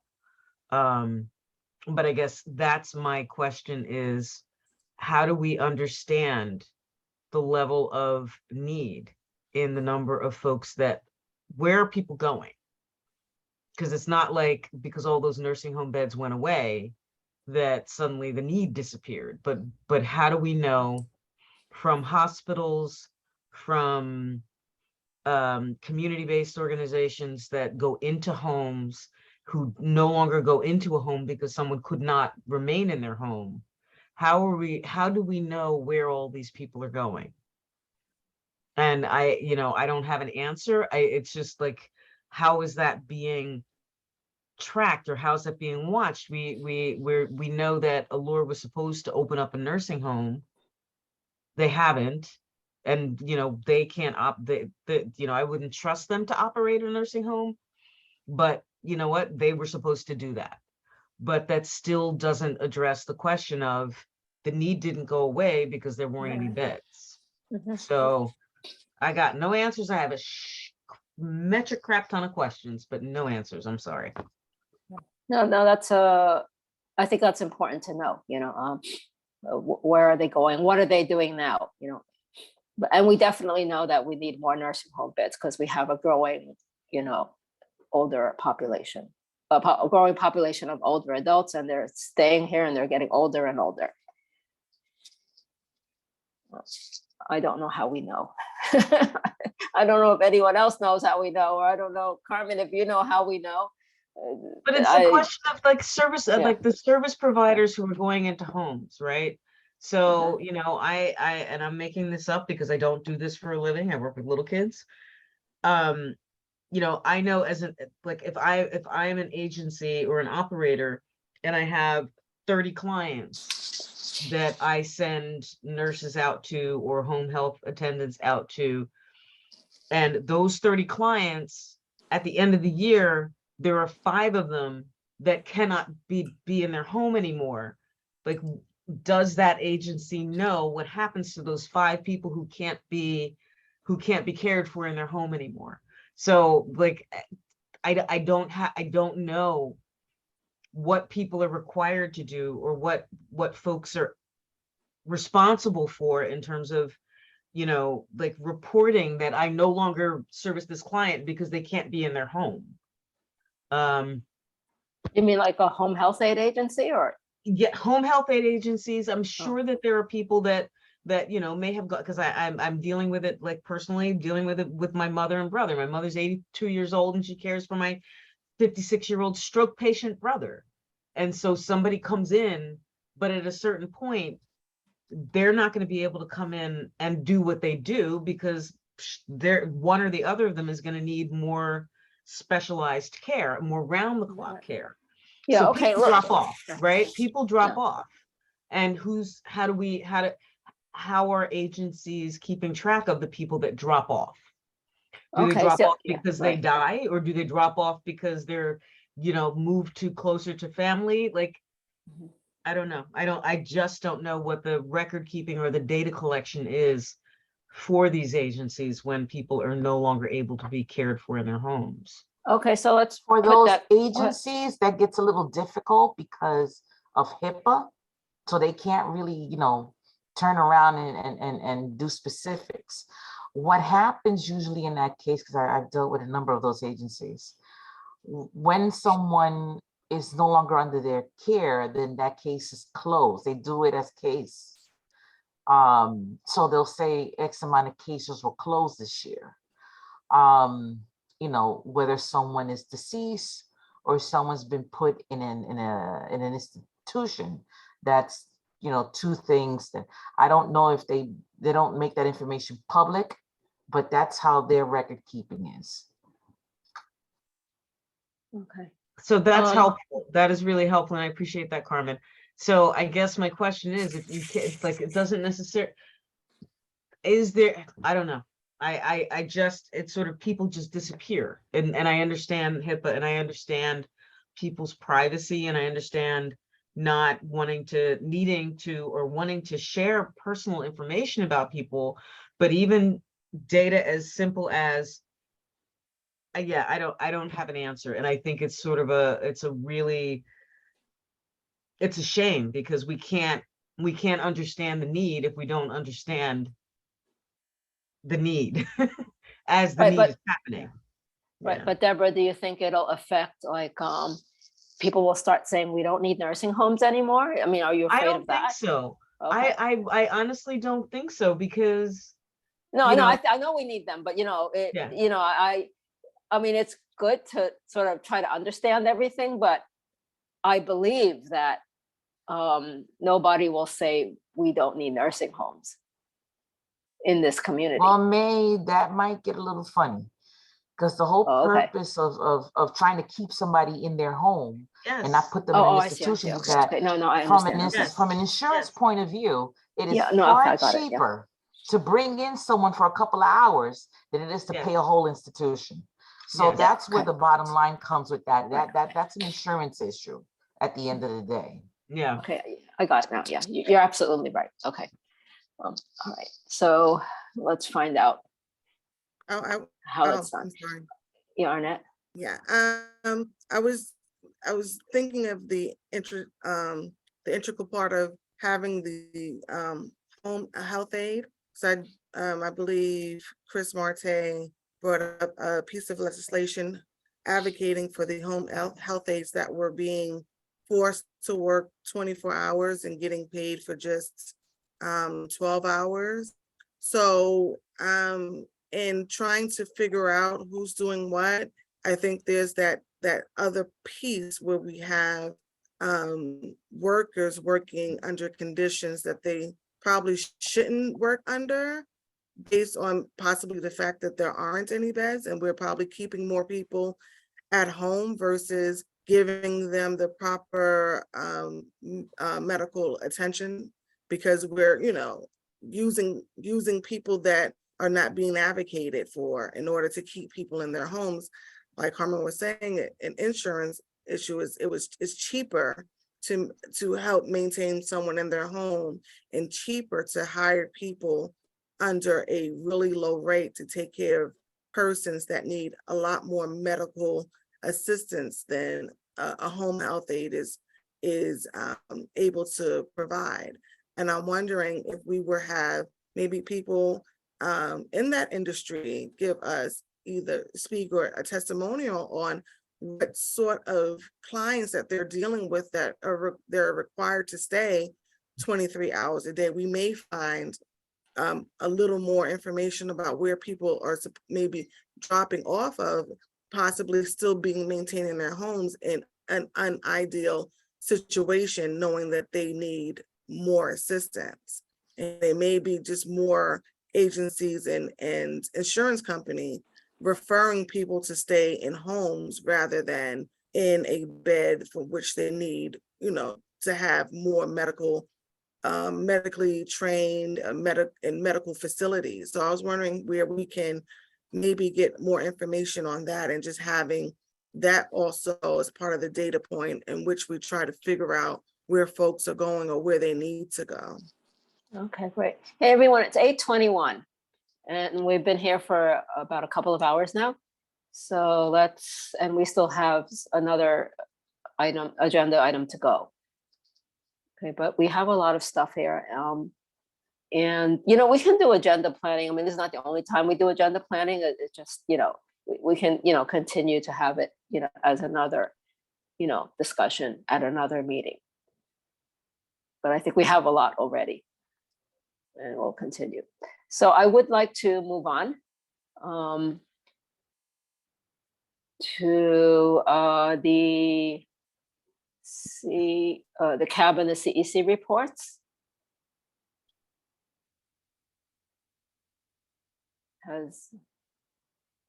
Okay, Laura, have you been to a CAB meeting?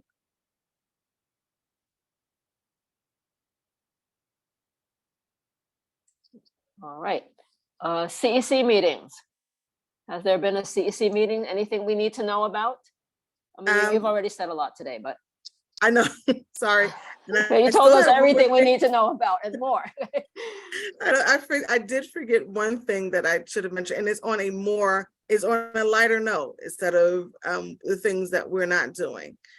We are now, I believe if it already hasn't been announced, it will be announced that we will have an IB school, an international, I can't say the next word, baccalaureate.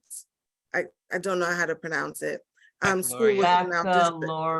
Baccalaureate. Yay! I didn't go to one, obviously. Right, so it's an IB school. It's going to be Global Leaders, and it's right now is a middle school, and it will be the first in our district. And as many people may not know, an IB school is basically geared towards more of the elite and more affluent families. So now that we're going to have one in our district, it's going to be a little more equity within education and having that opportunity for our students. It will not be a screened school, so it would be open to a lot more of our families within our district, which is absolutely fantastic.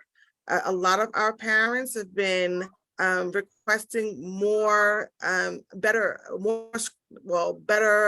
middle school options, or how about not better, more variety in our middle school options. And this is adding to our portfolio, and it's very exciting.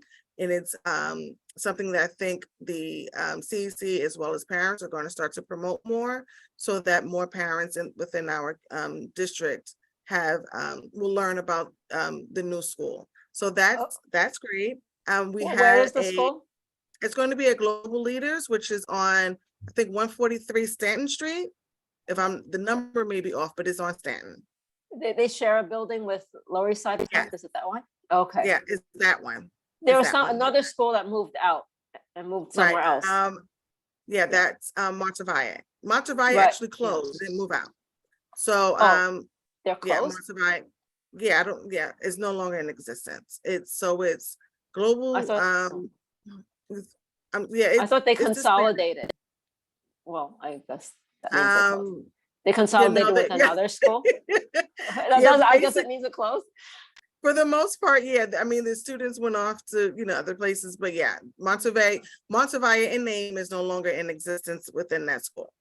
In that school complex. So we have School of Global Leaders, which now will be an IB school, and Lower East Side and housed in that building. So we're excited. Hopefully it would increase enrollment, having the school become an IB school. Hopefully more parents would be more interested in going in and enrolling their children. So that is great news. The CEC just had a special meeting yesterday in which we were where we had the opportunity to interview potential candidates for 2 vacancies that we had. We've had these 2 vacancies for quite some time. So this was a great step in trying to fill it. And our next meeting, I believe it's next week, and I don't see the agenda yet, but basically that's what's going on. That's the recap. Oh, okay. And this is the, you know, whatever happened to the, remember last year, you were not on the community board yet, Arnett, but last year, the ice school, the nice school, the intercollaborative, remember they came to us and they wanted to move into the building? They get support, you know, for possibly moving into the building. Do you know what happened to that? Or, I mean, they never moved in. I guess they're not moving in, but. You said what school? Nest? This, not Nest, ICE. ICE. Collaborative education. Yeah, ICE. No, they haven't moved into that school, and hopefully the goal is once we promote or market the IB school, that enrollment will increase, and so that we will have more usage of that complex, and as well as working with the IB school to see, you know, how we can better use the building and resourcing, and hopefully be able to maintain just only 2 schools within that complex. Okay, sounds good. All right. We're back to cabs, hospital cabs.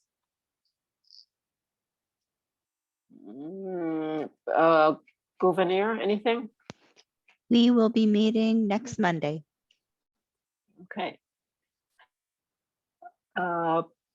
Laura, did you go to Presbyterian? Is she still here? Let's see if she's still here.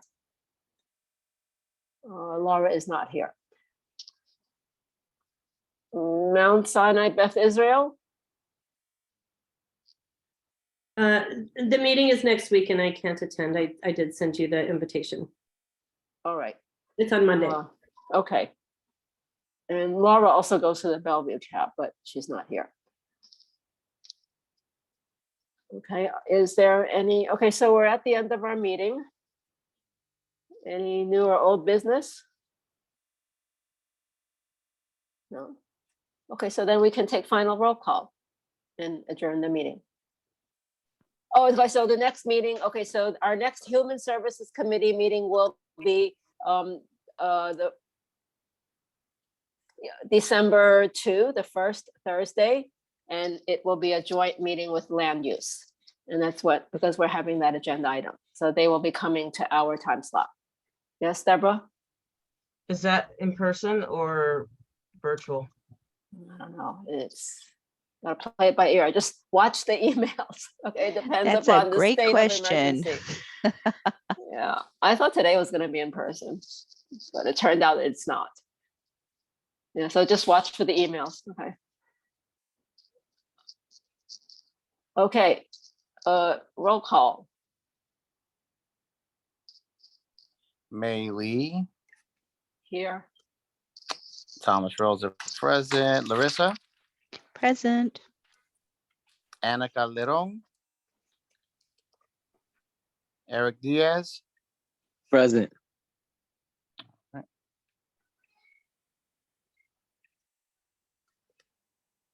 Larry Fenn, Present. Shirley Fennessy, Present. Deborah Jeffrey Glass. Deborah? She's still here. No. I know she was there. Present. I'm here. All right, no problem. Can't remember Thank how to unmute myself. Sorry. you. Alicia Lewis Coleman. Alicia? She may have stepped off. She's going to the rally. All right, I'll call her back. Laura Lugo. Did Laura stick with us? Laura? Heidi Schmidt still absent? Yeah, she's Arnett? on a leave of absence. On a leave. I'm sorry, I missed that. Present, Arnett's here.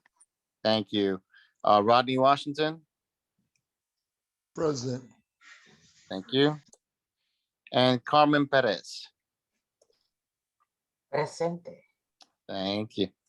Okay, thank you. And the next full board meeting will be on November 22, and I think it's on Zoom. I just look at your email. Okay. All right, so have a good night. Good night. Good night, everyone.